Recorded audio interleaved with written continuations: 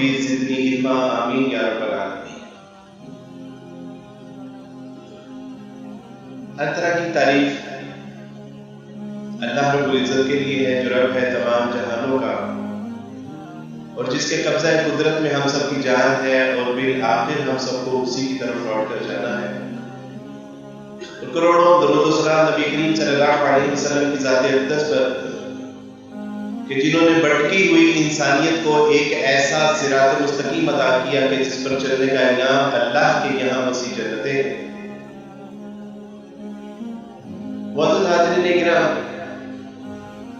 سورہ ارض پہ اللہ سبحانہ و تعالیٰ نے حضرت انسان کو جس قدر نعمتوں سے نواز رکھا ہے نا،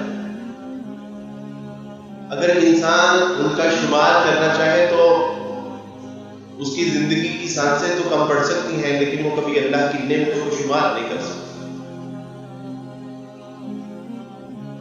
ہم دیکھتے ہیں کہ اللہ سبحانہ و تعالیٰ نے آسمان، زمین، بحر و بر، چرند پرند،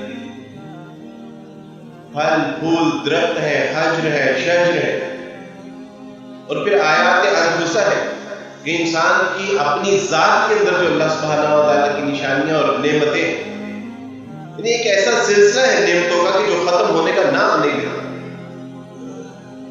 لیکن ایک اللہ سبحانہ و تعالیٰ کی ایسی نعمت ہے کہ جس کو اللہ خود نعمت قرار دیتا ہے۔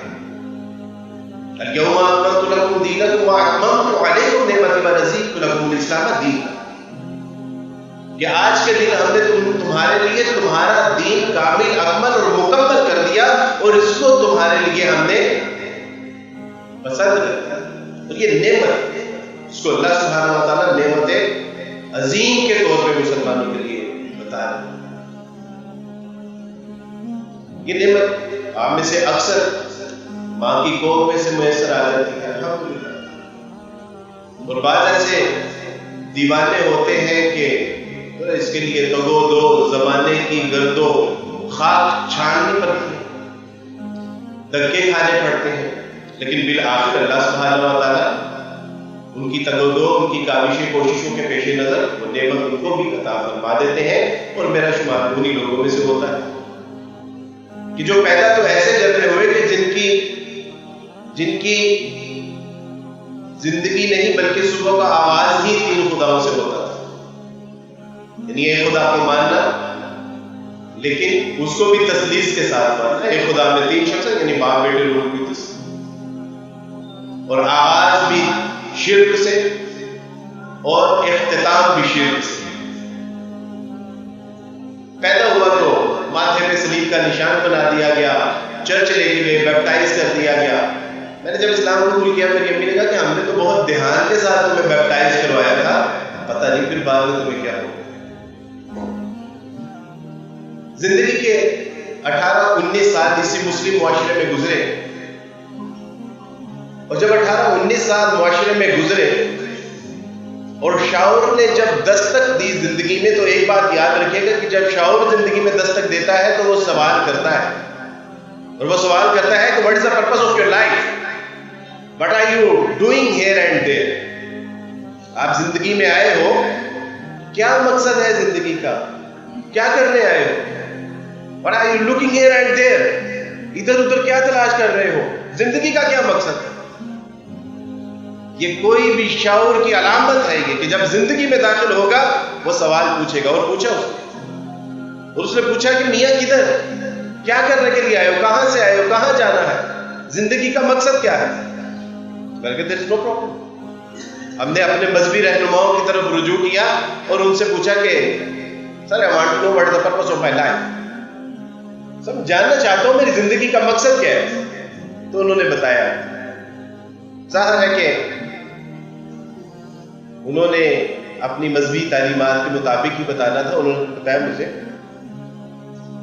کہ بیٹا that's very simple، you should die for Jesus، you should live for Jesus۔ بتایا کہ تمہاری زندگی کا، تمہارا جینا، مرنا، کھانا، پینا، اٹھنا، بیٹھنا، everything for the Jesus۔ تم تو دنیا میں بھیجے اس لیے گئے ہو کہ مسیح علیہ السلام کے اوپر ایمان لاؤ، اس کا پیغام پوری دنیا میں پہنچاؤ کہ اس نے تمام انسانوں کے گناہوں کے کفارے کے لیے اپنی جان کا کفارہ دیا، اور اب جو اس کے اوپر ایمان لائے گا وہ ہمیشہ کی زندگی پائے گا۔ میں نے کہا اچھا، یہ زندگی کا مقصد ہے۔ ظاہر ہے مسیحی اقوام کے مطابق یا ان کی تعلیمات کے مطابق یہی۔ تو میں نے ان سے کہا کہ سر اس کے لیے مجھے کیا کرنا ہوگا؟ تو انہوں نے کہا کہ اس کے لیے آپ کو ایک اچھا سچا پکا عیسائی بننا ہوگا۔ تو آج میں سینکڑوں اپنی بہنوں، بیٹیوں، ماؤں، بھائیوں کے درمیان، بزرگوں، علماء کرام، اساتذہ کرام کے درمیان جو بیٹھا ہوں، تو میری زندگی کا سفر شروع ہوا تھا ایک اچھا عیسائی بننے سے۔ چونکہ سفر اخلاص کے ساتھ تھا، للہیت کے لیے تھا، اللہ کی تلاش تھا، جنت مقصود تھی، اخروی نجات مطلوب تھی، اس لیے اللہ سبحانہ و تعالیٰ نے ادھر سے بھی خیر برآمد فرمائے۔ مجھے یاد ہے کہ 2017 میں عمرے کے لیے گیا تو مدینہ یونیورسٹی میں مجھے مدعو کیا گیا پاکستانی طلباء سے بات کرنے کے لیے۔ وہاں مدینہ یونیورسٹی میں بات کرنے کے بعد مدینہ میں ہی ایک جگہ مسجد میں مجھے جمعہ پڑھانے کے لیے کہا گیا کہ آپ نے جمعہ، یہ تحدیث بالنعمہ کے طور پہ میں یہ بات عرض کر رہا ہوں۔ تو جب میں نے مدینہ کی مسجد کے ممبر کے اوپر قدم رکھا تو میں نے کہا کہ واہ عبد الوارث، تیرے مقدر گھر سے تو نکلا تھا ایک اچھا عیسائی بننے کے لیے، اللہ سبحانہ و تعالیٰ نے شہر رسول میں ممبر رسول کے جو ہے وہ اوپر پہنچا۔ جب انسان اخلاص کے ساتھ اللہ کی رضا کے لیے، آخرت کی کامیابی اور کامرانی کے لیے جب سفر کرتا ہے تو پھر اللہ سبحانہ و تعالیٰ یہاں پر اس کو پہنچاتے ہیں۔ بھائی صاحب نے کہا کہ آپ کو ایک اچھا سچا پکا مسیحی بننا ہے۔ اچھا سچا پکا مسیحی بننے کے لیے اپنی عبادات وہی جو روزمرہ ہم دعائیں کرتے تھے، تو جب پہلی بار وہ دعا گھر آ کے کی، کیونکہ اب ایک اچھا عیسائی بننا تھا، اور اپنے دعاؤں کے اختتام پر ہم یہ کہتے تھے کہ اے خدا ہم جو کچھ مانگتے ہیں تیرے پیارے بیٹے یسوع مسیح کے وسیلہ سے، معاذ اللہ۔ تو ایک دم سے خیال آیا کہ how is this possible Jesus son of God؟ یہ کس طرح ممکن ہے کہ مسیح خدا کا بیٹا؟ مزید پڑھا، آگے گئے، پادری صاحب سے پوچھا، مجھے سمجھ نہیں آتی کہ مسیح علیہ السلام خدا کے بیٹے کیسے ہو سکتے ہیں؟ تو انہوں نے کہا کہ بیٹا وہ اس لیے کہ اس کا باپ نہیں تھا۔ تو میں نے کہا باپ تو آدم علیہ السلام کے بھی نہیں تھے، حوا کے بھی نہیں تھے، ملک صدق کے بھی نہیں تھے، تو وہ کیوں نہیں؟ تو انہوں نے کہا کہ دراصل وہ خدا جیسے کام کرتا تھا۔ میں نے کہا مسیح تو خود کہتے ہیں کہ میں اپنی قوت طاقت سے نہیں بلکہ اپنے بھیجنے والے کی قوت اور طاقت سے تمہیں معجزات کر کے دکھاتا ہوں، تمہیں شفا دیتا ہوں، تمہارا کوڑ اور تمہاری بینائی میں تمہیں جو ہے وہ معاونت کرتا ہوں۔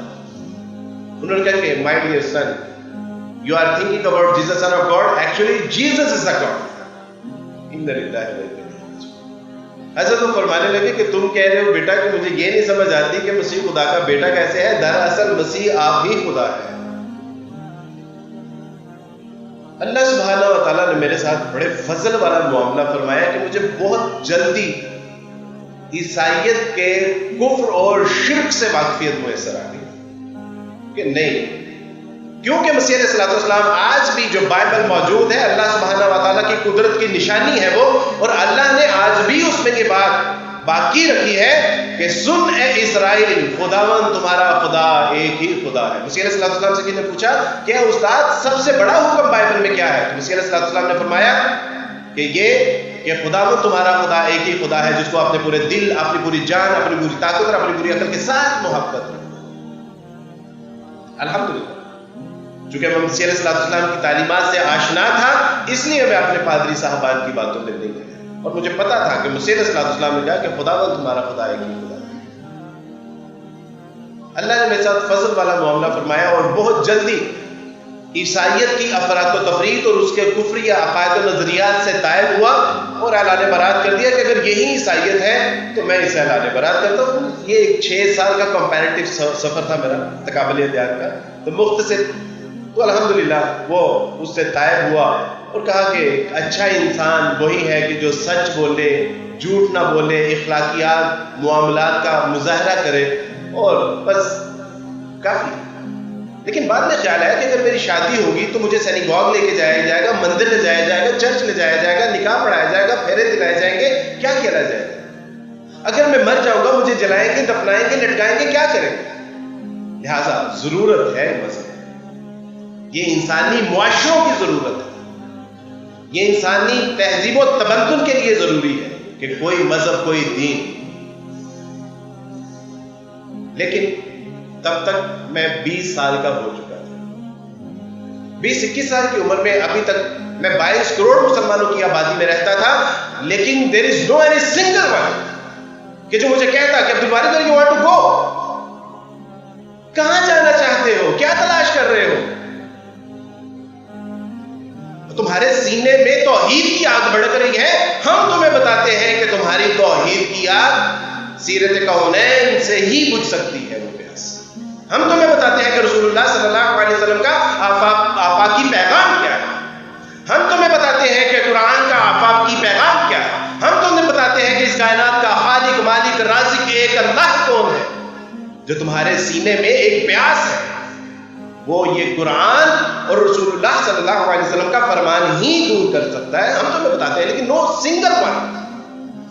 22 کروڑ مسلمانوں کی آبادی میں، اور ایک غیر مسلم کبھی ادھر جاتا ہے، کبھی ادھر جاتا ہے، کبھی ہندو مت کا مطالعہ کرتا ہے، کبھی سکھ مت کا مطالعہ کرتا ہے، کبھی بدھائزم کا مطالعہ کرتا ہے، یہاں تک کہ مرزیت کا بھی مطالعہ کر چکا. ان کے بھی معبد خانوں میں گئے اور کہا کہ جی آپ کی جو بنیادی کتابیں ہیں پڑھنی ہے. کیوں؟ مسلمان سو رہا ہے، مسلمان سو رہا ہے. How is this possible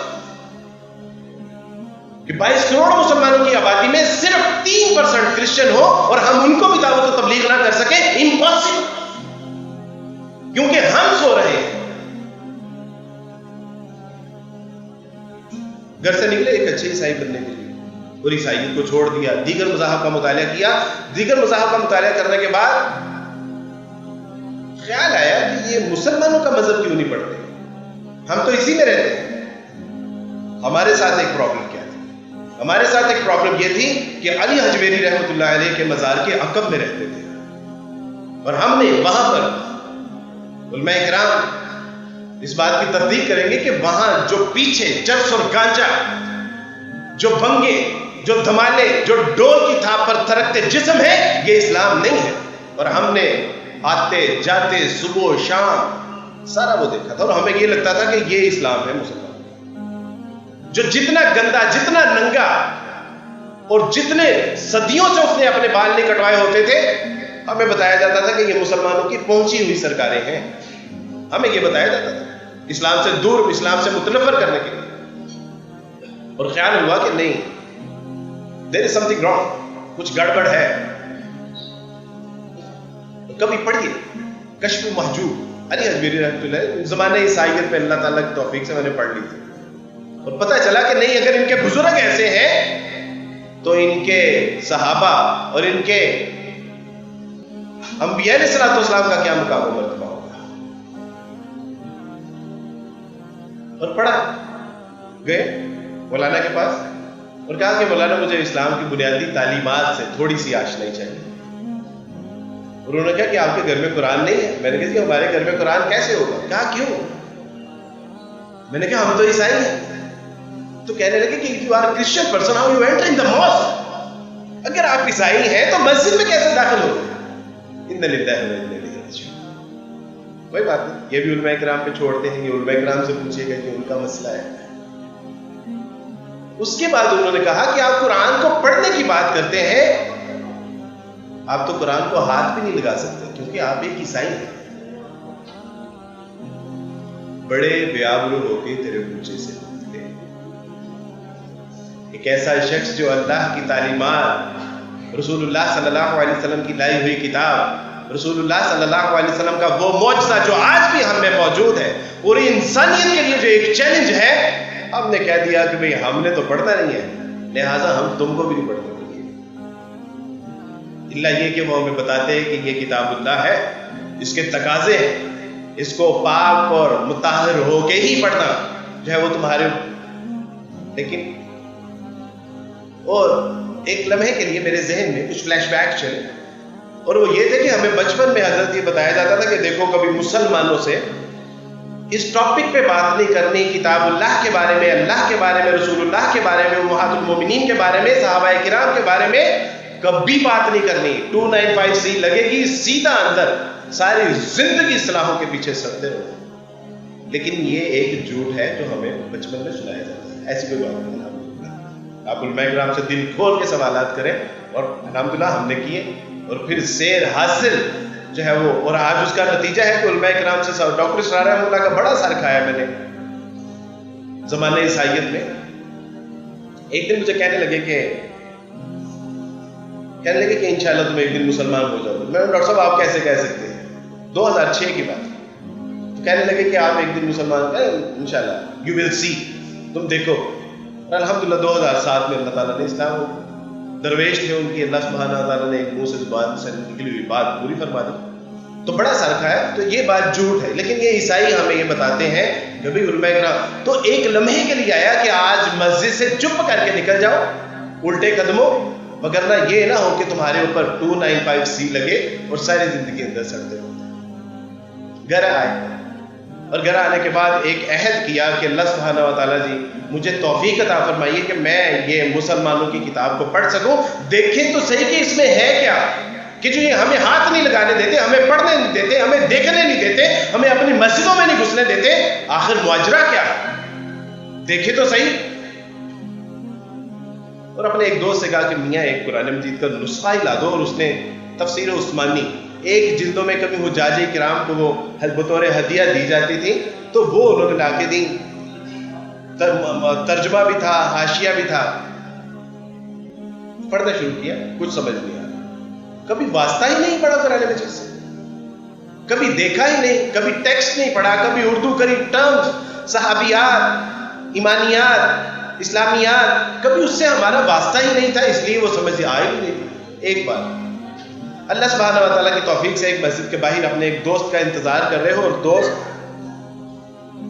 بڑے خشوع اور خضوع کے ساتھ نماز میں مشغول ہے، اور میں مسجد کے باہر کھڑا ہوں اور ایک آیت پڑھی ہے وَلَقَدْ يَسَّرْنَا الْقُرْآنَ لِلذِّكْرِ فَهَلْ مِن مُدَّكِرٍ، اور ہم نے قرآن کو آسان کر دیا، کوئی ہے کہ جو اس سے نصیحت حاصل کرے. تو میں نے جب وہ قرآن مجید کی آیت پڑھی تو میں نے کہا کہ اللہ سبحانہ و تعالیٰ جی اگر یہ قرآن واقعتاً زمانوں کے لیے نصیحت ہے تو اللہ اس کو میرے لیے آسان فرما دیجیے، اس کا ترجمہ لکھا. اور میں نے گھر آ کے جب دوبارہ اس قرآن مجید کو کھولا، پڑھا، تو بعض اوقات مجھے یوں لگتا تھا کہ یہ تو اللہ سبحانہ و تعالیٰ نے سارے کا سارا قرآن میرے لیے نازل کیا ہوا، یہ تو کفر یا عقائد کی درستگی کے لیے یہ آیات ہے، یہ تو میرے باطل عقائد و نظریات کی اصلاح کے لیے ہیں، یہ تو میری آخرت کی کامیابی اور کامرانی کے لیے اللہ نے آیات نازل کی ہیں، یہ تو میری دنیا اور آخرت کی فلاح و بہبود کے لیے اللہ سبحانہ و تعالیٰ نے اس میں نسخہ اقصیر دیا ہے. وہ کتاب کہ جس کے بارے میں ہم نے کہا کہ you can't touch it because you are a Christian person. Iqbal کہتے ہیں فاش گویم آنچ در دل مزمرست این کتابیں نیز چیزیں دیگر. اقبال کہتے ہیں کہ یہ جو کتاب جس کو تم نے کتاب سمجھ لیا ہے نا، جس کو محض تم کتاب سمجھ کے ٹریٹ کرتے ہو، یہ محض کتاب نہیں ہے. This is not any book, this is any other thing. فاش گویم آنچ در دل مزمرست این کتابیں نیز چیزیں دیگر مثل حق نہ ہم پیداست این زندہ و پائندہ و گویاست. یہ تو ذات بار تعالیٰ کی تجلی کی مانند ہے، اور اس سے باتیں کرو تو یہ باتوں کا جواب بھی دیتی ہے. اے مسلمان کبھی اپنی زندگی کے مسائل پوچھ تو صحیح، کبھی پوچھ تو صحیح قرآن سے کہ تو اس وقت ذلت اور رسوائی کے مسکن کیوں بنا ہوا ہے. کبھی پوچھ تو صحیح کہ اس وقت کشمیر، برما اور شام کی بچیاں کیوں لٹ رہی ہیں. کبھی اس سے پوچھ تو صحیح کہ زمانہ تیرے اوپر راج کیوں کر رہا ہے. کبھی اس سے پوچھ تو صحیح کہ تیرا ایک شاندار ماضی ہوا کرتا تھا، آج وہ شاندار ماضی کہاں کھو گیا. کبھی اس سے پوچھ تو صحیح کہ آج ہماری ذلت اور رسوائی ہمارا مقدر کیوں بنی ہوئی ہے. کبھی اس قرآن سے پوچھ تو صحیح، پھر یہ تجھے بتائے گا انتم الاعلون ان کنتم مؤمنین. نہیں، تمہارا مقدر عروج تھا، تمہارا مقدر ترقی تھا، تمہارا مقدر راج تھا، تمہارا مقدر خلافت تھا، تمہارا مقدر ذلت اور رسوائی نہیں تھا. تم نے اللہ سے جو وعدہ کیا تھا وہ یہ تھا کہ ہم سچے پکے اچھے مسلمان بن کے دکھائیں گے. پھر اللہ نے یہ وعدہ پورا کر رہا تھا کہ اللہ نے تم کو غالب کر کے چھوڑا. کبھی ہم نے قرآن سے پوچھے، کیونکہ قرآن تو ہمارا مسئلہ نہیں ہے نا. اقبال کہتے ہیں کہ مثل حق نہ وہاں پیداست نہیں زندہ و پائندہ و گویاست. یہ تو ذاتی باری تعالیٰ کی تجلی کی مانند ہے. قرآن کے بارے میں اللہ سبحانہ و تعالیٰ سے زندہ قرآن لو انزلنا هذا القرآن على جبل لرأيته خاشعا متصدعا من خشیۃ اللہ، کہ یہ وہ کتاب ہے، یہ وہ معجزہ ہے، یہ وہ اللہ کی نعمت کبریٰ ہے، یہ وہ عدل و نظام کا ایک مصحف ہے، یہ وہ الفرقان ہے کہ جس کو اگر ہم پہاڑ کے اوپر نازل کرتے تو وہ پہاڑ دبتا پھٹتا ریزہ ریزہ ہو جاتا۔ وَتِلْكَ الْأَمْثَالُ نَضْرِبُهَا لِلنَّاسِ، تو مثالیں ہیں جو ہم اللہ سبحانہ و تعالیٰ لوگوں کے لیے بیان کرتے ہیں۔ ہم نے اس کو سمجھا کہ یہ تو ایک کتاب ہے، محض کتاب نہیں ہے، یہ کتاب حیات، یہ مسلمانوں کے عروج کا ایک نسخہ، چند ہمیں حکمت یونانیہ، حکمت قرآنیہ پیغام دا کہ ہم نے یونان اور یورپ کے فلسفے پڑھے اور اس پہ دل دادا ہو گئے اور ہم نے کہا کہ واہ واہ واہ کیا فلسفے ہے، کیا سائنس اینڈ ٹیکنالوجی، کیا ترقی کے زینے۔ لیکن قرآن کو تو ہم نے دیکھا ہے، قرآن جو اس میں اتنی حکمت، امام رازی جیسی شخصیت 40 جلد بھی لکھ کے کہتے ہیں کہ واللہ عالم میں اس سے اتنا ہی اخذ کر سکا ہوں، اتنا ہی نکال سکا ہوں، ابھی تو اس سے خزانے۔ کبھی یہ نوجوان مسلم تدبر بھی کیا تو نے، وہ کیا گردوں تھا تو جس کا ہے ٹوٹا ہوا تارا، تجھے اس قوم نے پالا ہے آغوش محبت، کچل ڈالا تھا جس نے پاؤں میں تاجے سے۔ ہم تو اس قوم سے تعلق رکھنے والے تھے۔ قرآن کو پڑھا تو قرآن نے اپنے اللہ کا تعارف بھی کروایا، قرآن نے اپنے اللہ کے دین کا تعارف بھی کروایا، رسول اللہ کا تعارف بھی کروایا، اور اس نے بتایا کہ وہ وحدہ لا شریک ذات جو ہے وہ اللہ ہے۔ الحمدللہ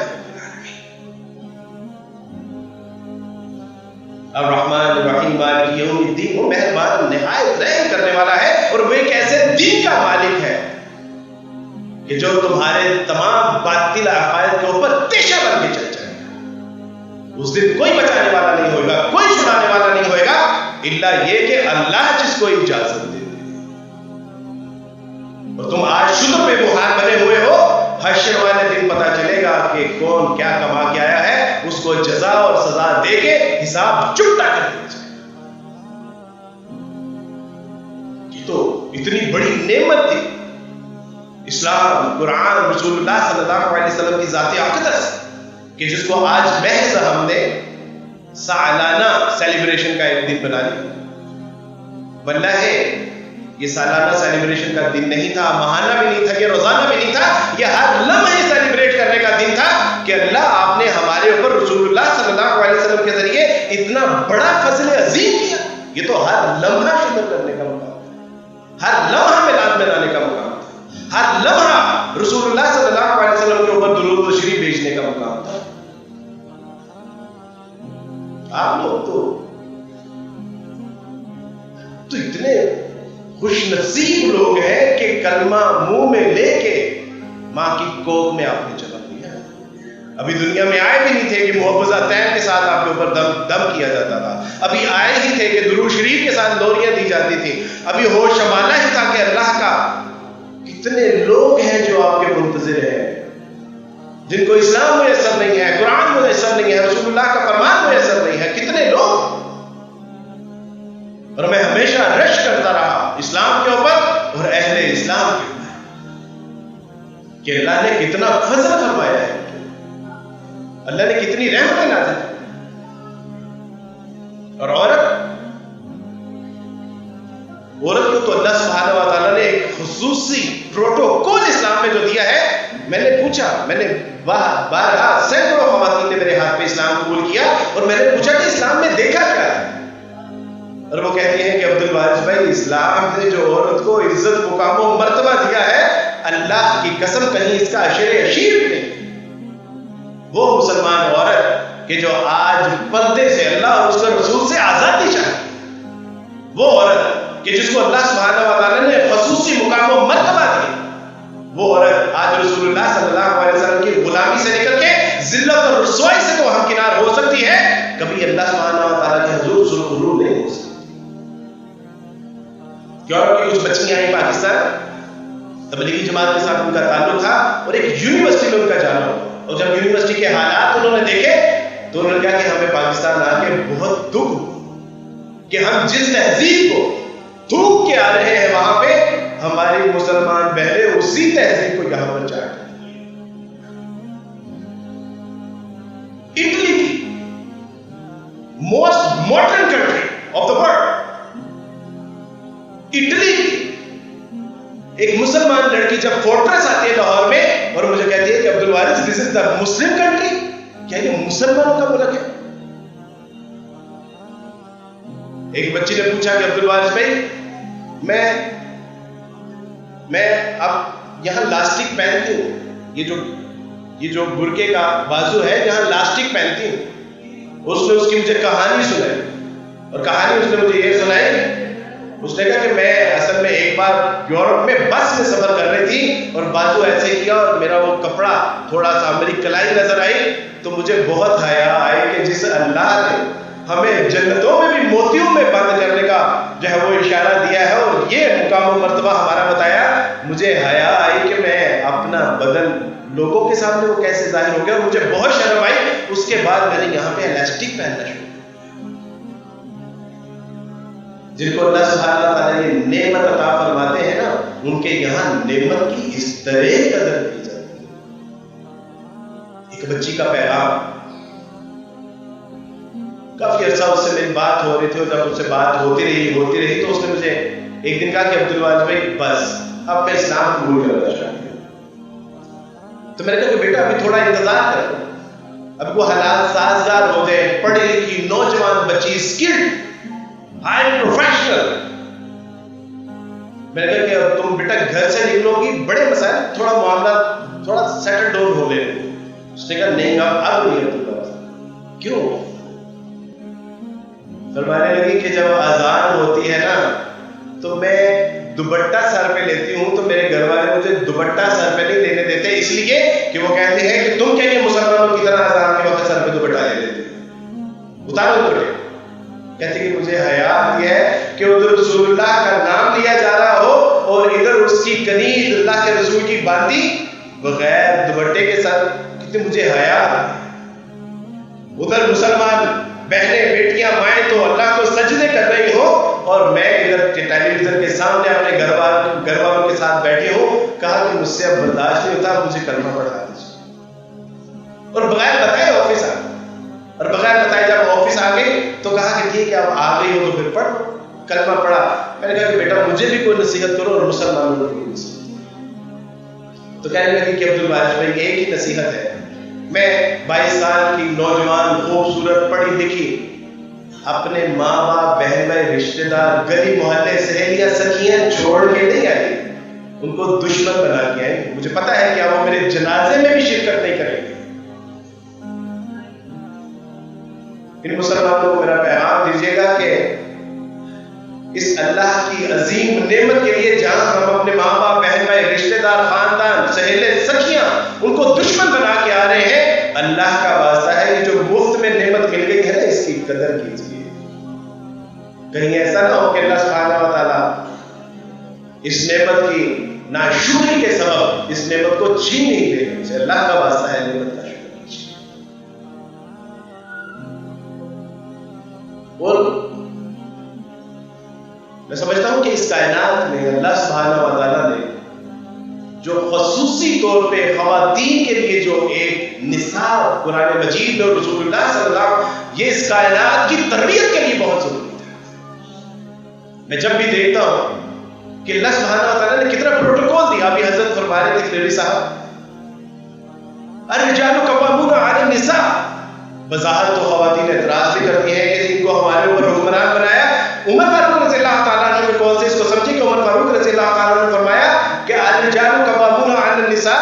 بظاہر کہا کہ جن اللہ کی بندیوں کے اوپر میں نے تمہیں حاکم بنایا ہے، لیکن دیکھو باہر جہاد کے لیے تم جاؤ گے، قتال کے لیے تم جاؤ گے، صفوں کو تم چیرو گے، صفیں تم کو چیرے گے، پہاڑوں کا سینہ چیر کے راستہ بنانا ہے تو تم کرو گے، بارش آندھی طوفان ہوگی تو تم جاؤ گے، محنت مشقت تم کرو گے، پسینے تم بہاؤ گے، لکڑیاں تم کاٹو گے، پہاڑ تم توڑو گے.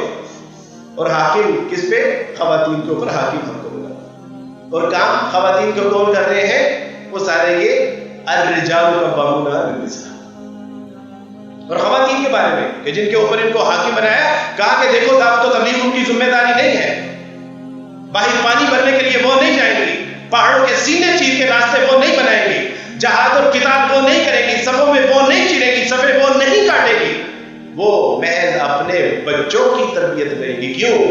کیونکہ کل کو میدان جنگ میں نوجوان بھی چاہیے کہ نہیں چاہیے، ان کے لیے ان کو پوری کانسنٹریشن کے ساتھ گھروں میں رہنے دو اور ان کو اپنے بچوں کی۔ تو آج ایک عورت 250 افراد کو کھانا کھلانے پر تو تیار ہے جہاز میں، لیکن وہ گھر میں اپنے بچوں کو، اپنے شوہر کو، اپنے ماں باپ کو کھانا کھلانے کے لیے وہ کہتے ہیں کہ میں آئسولیشن میں چلی جاتی ہوں۔ نہیں میری بیٹی، میری بہن، یہ آئسولیشن نہیں ہے، آپ تو اس کی غلام، اس کی باندیاں، اس کی لونڈیاں ہیں کہ جو ایک بار فاطمہ رضی اللہ تعالیٰ عنہ کے دروازے پہ دستک دیتے ہیں، رسول اللہ صلی اللہ علیہ وسلم فرمایا کون؟ کہا کہ میں محمد تمہارا باپ۔ کہا کہ بجان آپ اکیلے ہیں یا آپ کے ساتھ کوئی اور بھی ہے؟ کہا کہ نہیں میرے ساتھ اور بھی ہے۔ کہا کہ بجان میرے پاس مکمل پردہ کرنے کے لیے چادر نہیں ہے، آپ کسی اور کو تشریف لیں۔ ہم تو اس کے ماننے والے، آپ کی تو اللہ سبحانہ و تعالیٰ نے بعثت اس لیے کی ہے کہ آپ نے اس کائنات کے نظام کو درست کرنا تھا۔ ہم نے تو جنگ و جدل کرنی تھی، ہم نے تو قتال کرنا تھا، ہم نے تو دعوت و تبلیغ کرنی تھی، آپ نے تو شخصیت سازی کرنی تھی۔ اور آج یورپ نے ہمیں لالی پاپ دیا آزادی نسواں۔ گیلیلیو نے اس وقت کی بات کو محسوس کر لیا تھا، اسے give me good mother, I will return you a good nation۔ کہتے ہیں کہ اگر مجھے اچھی ماں دے دو تو میں تمہیں اس کے متبادل میں ایک اچھی نیشن دے سکتا ہوں۔ اور دیکھیے تاریخ میں ایسے واقعات کہ ایک بچہ استاد کے پاس حفظ کے لیے جاتا ہے اور حفظ کے لیے جب اعوذ باللہ پڑھی جاتی ہے تو وہ سناتا ہے، کہا بسم اللہ، وہ بھی سناتا ہے، سورہ فاتحہ وہ بھی سناتا ہے، سورہ بقرہ کا آغاز الف لام میم، کہا یہ بھی آتی ہے، کہا کتنی آتی، کہا 18 سورتیں حفظ ہیں۔ تو کہا کہ میاں جہاں سے 18 سورتیں حفظ کی ہیں وہاں سے یہ 12 بھی کر لیتے۔ تو کہا کہ میری اماں کو آتی ہی 18 تھی، اس نے صبح اٹھتے بیٹھتے کھاتے پیتے سوتے جاگ کے وہی 18 قرآن مجید کے پارے پڑھے، اور اللہ سبحانہ و تعالیٰ کی توفیق سے اس کے ساتھ اس کی صحبت میں یہ 18 پارے میں نے حفظ کر لیے۔ اب 12 پارے اس کو بھی نہیں آتے، اس لیے آپ کے پاس ہمارا بھیجا ہے۔ یاد کیجیے اس کا دور کہ جب حسن و حسین رضی اللہ تعالیٰ عنہ آپس میں بدستوں کی ربا بچپن میں ہوئے تو ہم نے کہا کہ بیٹا ذرا آئیے، مجھے ایک آیت کی سمجھ نہیں آ رہی، اور وہ کیا تھی؟ اور وہ یہ تھی کہ بیٹا کیا مطلب ہے لا تفسدوا فی الارض؟ کہا کہ بیٹا اس آیت کا مطلب کیا ہے کہ لا تفسدوا فی الارض؟ کہا کہ مدد وی آر ویری سوری، ہمیں معاف کر دیجیے، ہم سے غلطی ہو۔ جب ماں قرآن کا فہم رکھنے والی ہوگی، جب ماں حامل قرآن ہوگی تو پھر بچے بھی حسن اور حسین جیسے پیدا۔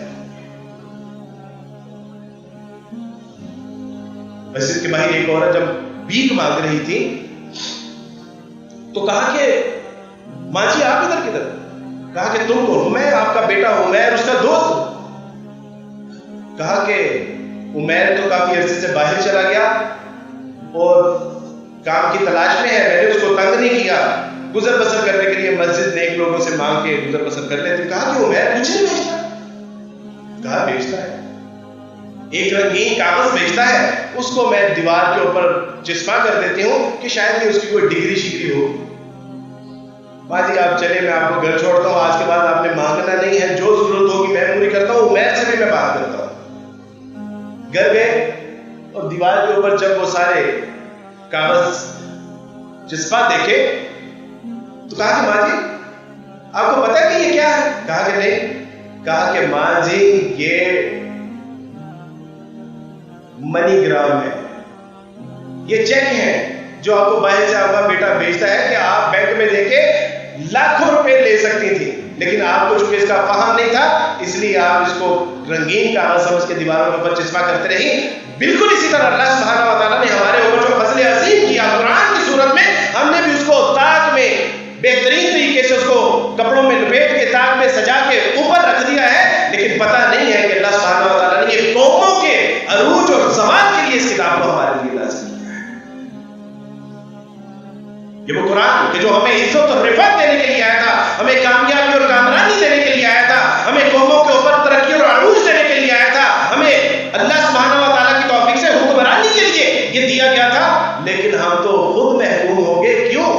ہم نے اس کو محض رنگین کاغذ سمجھا. جب ماں اس کو رنگین کاغذ سمجھے گی تو پھر بچے بھی اس کو رنگین کاغذ ہی سمجھیں.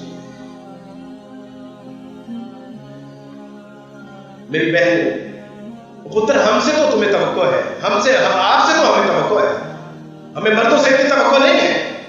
وہ کہ اللہ سبحانہ و تعالیٰ کی توفیق سے یہ اپنی بساط کے سے بھی زیادہ کر رہے ہیں، لیکن ہمیں اپنی بچیوں سے، اپنی بہنوں سے، اپنی ماں سے، اپنی بیٹیوں سے یہ توقع ہے کہ انشاءاللہ یہ معاشرے کا رخ بدلے گی، یہ اپنی اولادوں کی سمت درست کریں گی.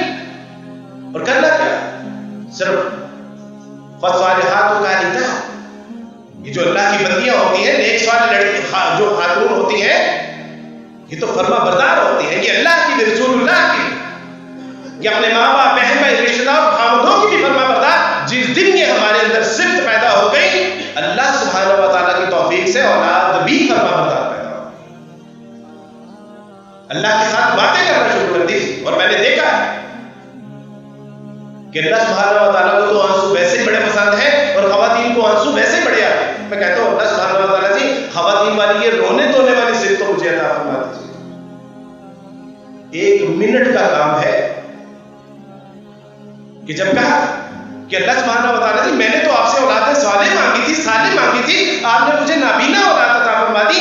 باپ سر پہ نہیں ہے، خود یہ نابینا ہے، اپنی حفاظت کروں گی، اس کو پالوں گی، اس کی پرورش کروں گی. اللہ جی کیا کروں؟ اتنا روئی اتنا مسلح کے اوپر اللہ کے سامنے گڑ گڑائی، روتی رہی کہ اللہ سبحانہ و تعالیٰ نے ابراہیم علیہ السلام کو خواب میں بھیجا کہ ابراہیم ان کو بتائیے کہ اب آپ کا بیٹا محض ظاہری بصارت اس کو میسر نہیں آئے گی، اللہ اس کو باطنی بصارت بھی عطا فرمائیں گے. وہ صرف محدثین نہیں، امام المحدثین کہلائے جائیں گے. اور وہ تھی امام بخاری رحمۃ اللہ علیہ. تو آج اگر ہم یہاں پر بیٹھ کے علماء کرام پڑھا رہے ہیں درس و تدریس، قال رسول اللہ صلی اللہ علیہ وسلم، ایک ماں کا کردار بہت بڑا کردار ہے. جب ہم کہتے ہیں کہ صحیح غیر صحیح ضعیف، ایک ماں کا کردار ہے. اس نے راتوں کو مصلے کے اوپر جو آنسو بہائے ہیں، اس کی برکت سے یہ اس کو میسر آیا ہے کہ آج ہم کہہ سکتے ہیں کہ یہ حدیث ٹھیک ہے اور یہ حدیث ٹھیک نہیں ہے. یاد کیجیے اس ماں کا واقعہ کہ جب کہا کہ میرے گھر میں ایک بچہ پیدا ہوا تو کسی نے کہا کہ یہ بچہ تو کالا ہے. کہا کہ میں نے اس بچے کو مقابلہ حسن میں بیچنے کے لیے نہیں پیدا کیا، میں نے تو اس کو اس لیے پیدا کیا ہے کہ یہ ایک دن بیت المقدس کو آزاد کروائے گا. اور آپ تصور کیجئے کہ کب اس نے اس کو حفظ کروایا ہوگا، کب اس نے اس کو اسلامی تعلیمات سے آراستہ کیا ہوگا، کب اس نے حکمت عملی پڑھی ہوگی، کب جنگی حکمت عملی پڑھی ہوگی، کب اس نے تلوار بازی، نیزہ بازی، تیراکی، گھڑ سواری سیکھی ہوگی. 18 سال کی عمر میں وہ بیت المقدس کے اوپر فاتحانہ کھڑے تھے، جس کو تاریخ صلاح الدین ایوبی کے نام سے جانتی ہے. کس کی برکت سے؟ ایک ماں کی برکت سے، ایک بہن کی برکت سے، ایک اس اللہ اور اس کے رسول صلی اللہ علیہ وسلم کی باندی کی برکت سے کہ جس کے سینے میں یہ آگ جل رہی تھی کہ ہاؤ از پاسبل کہ مسلمانوں کا قبلہ اول ہو اور اس کے اوپر کفار اور مشرکین کا قبضہ ہو. وہ آگ اس نے ٹھنڈی نہیں ہونے دی. وہ آج تم آٹے اور گھی اور دالوں کے اوپر لڑ رہی ہو. وہ اللہ کی بندی ذرا بروڈ کینوس میں دیکھو تو صحیح کہ عالمی منظرنامہ خبریں کیا دے رہا ہے. وطن کی فکر کر اے نادا، قیامت آنے والی ہے، تیری بربادیوں کے مشورے ہیں آسمانوں پہ. آج اگر ہم نے اپنی سمت درست نہ کی، آج اگر ہم نے اپنی اصلاح نہ کی، آج اگر ہم نے اپنے رونے دھونے اللہ کے لیے نہ کیے، آج اگر ہم نے اپنے بچوں کی فکر نہ کی، آج اگر ہم نے اپنے شوہروں کے لیے سہولت کا سامان نہ کیا، آج اگر اپنے بہن بھائی اور ماں باپ کے لیے ہم نے آسانیاں پیدا نہ کی، تو پھر یاد رکھیے گا کہ یہاں کتے، سپروں اور خنزیروں میں اور ہمارے بچوں میں کوئی فرق نہیں.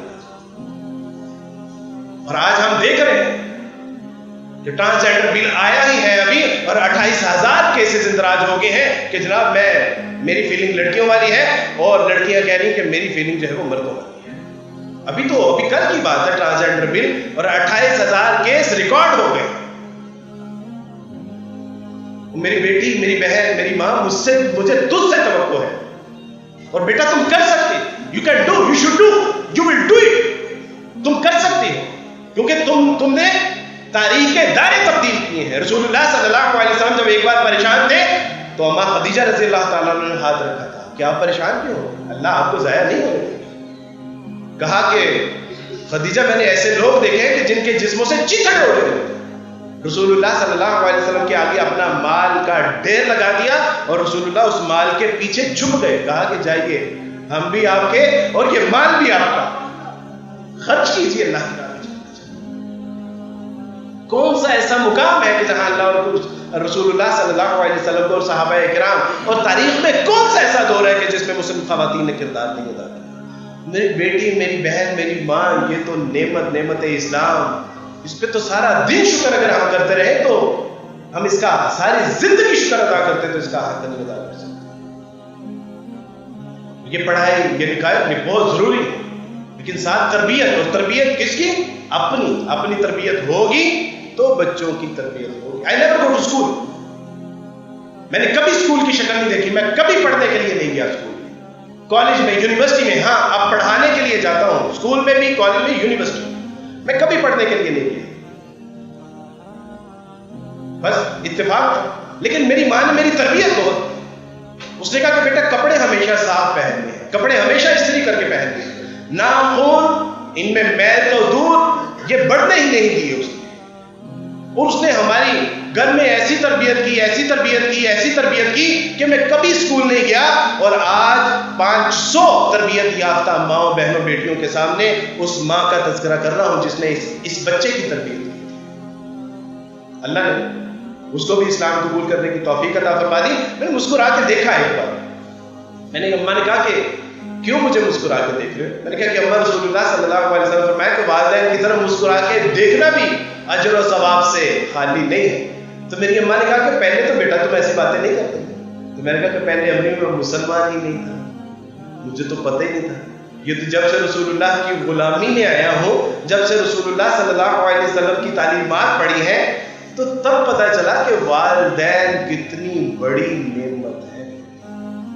یہ تو اس نے ہمیں بتایا، وَلَا تَقُل لَّهُمَا اُفٍّ۔ حضرت فرما رہے تھے دنیا کی گرامر میں بے ادبی کے حوالے سے اف سے چھوٹا لفظ نہیں ہے۔ اللہ سبحانہ وتعالیٰ نے کہا کہ یہ بھی لفظ نہیں بولنا والدین، تو ہمیں تو والدین کی قدر بتائی اللہ اور اس کے رسول صلی اللہ علیہ وسلم، ہمیں اس نے بتایا کہ یہ تمہارے لیے اگر غیر مسلم بھی ہوں تو پھر بھی ان کا ادب اور احترام تمہارے اوپر لازم ہے۔ تو میری بہن، میری بیٹی، پتر، ہمیں تم سے تو آسرا ہے۔ اس معاشرے کی اگر کوئی گتھی سلجھا سکتا ہے، اگر کوئی اس کی ضد درست کر سکتا ہے، اگر گھروں سے بچے نکلنے والے، آج عورت مجھ سے کہتی کہ عبد الوارث بھائی مرد ٹھیک نہیں، میں نے ان سے کہا کہ بیٹی تیری گود میں جو بچہ ہے نا، اس کی تربیت ایسی کر کہ آنے والا زمانہ یہ نہ کہہ سکے کہ مرد ٹھیک نہیں۔ اللہ سبحانہ و تعالیٰ نے اپنا فضل عظیم کیا، قرآن کو پڑھا، حدیث کو پڑھا، رسول اللہ صلی اللہ علیہ وسلم کی تعلیمات کو پڑھا، اور ایک وقت ایسا آیا کہ اب مجھے ڈر لگنا شروع ہو گیا کہ اگر میں نے اسلام قبول نہ کیا تو کہیں نفاق کی حالت میں نہ مر جاؤں۔ اور اللہ سبحانہ و تعالیٰ نے دیر آواز دبئی باہر ہوتا تھا، میں اسلام قبول کیا۔ اسلام قبول کرنے کے بعد اللہ نے ڈاکٹر اسرار رحمہ اللہ کے یہاں پہ کچھ پڑھنے کا موقع دیا۔ ایک ادارہ حقوق الناس ویلفیئر فاؤنڈیشن، تقریباً 6000 کے قریب اللہ نے پھر جو ہے وہ غیر مسلموں کو اسلام قبول کرنے کا ذریعہ بنایا، اور اللہ سبحانہ و تعالیٰ کی توفیق سے اب جو ہے وہ زندگی کا یہی مقصد ہے کہ یہ جو نعمت اسلام جس کو ہم نے بے قدری کی نگاہ سے دیکھا ہے، اللہ سبحانہ و تعالیٰ کے بندوں کے دلوں میں اس کی قدر پیدا کی جائے، اور وہ غیر مسلم جو آپ کا، میرا، ہم سب کا انتظار کر رہے ہیں کہ کب مسلمان دعوت توحید لے کے آئے، کب مسلمان دعوت رسالت لے کے آئے، کب یہ ختم نبوت کا پیغام لے کے آئے اور ہم اس پر جو ہے وہ لبیک کہیں۔ تو اب زندگی کا یہی مقصد ہے۔ اللہ سبحانہ و تعالیٰ سے دعا ہے کہ اللہ سبحانہ و تعالیٰ اسی پہ ہمیں زندہ رکھیں، اسی پہ ہمیں موت عطا فرمائیں۔ آخری بات کہ جب اپنے بچوں کو کلمہ پڑھائیں تو کلمے میں ایک علماء اکرام کی اجازت کے ساتھ یہ صیغہ ایڈ کر لیجئے کہ اللہ کے سوا کوئی معبود برحق نہیں ہے، اور محمد اللہ سبحانہ و تعالیٰ کے بندے اور آخری رسول ہیں صلی اللہ علیہ وسلم۔ اللہ سبحانہ و تعالیٰ سے دعا ہے کہ اللہ سبحانہ و تعالیٰ زندگی اور موت کا یہی مقصد بنانے اور آخرت میں کامیابی کامرانی عطا فرمائے۔ وآخر دعوانا الحمدللہ رب العالمین۔